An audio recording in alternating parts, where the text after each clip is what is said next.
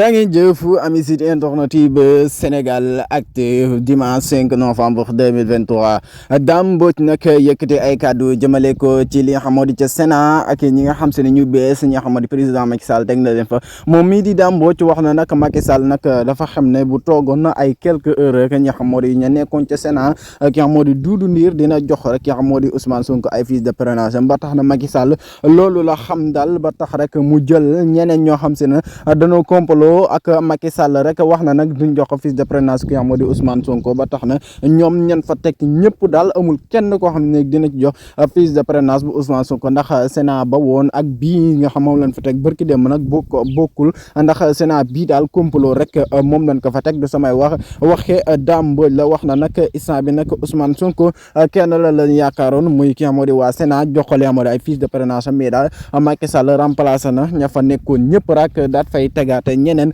ñoo xam dañuy complot ak moom pour rek bu ay dafe ñëwoon na jox leen ko daal duñ ko jox dara waxi Dame Mbodj la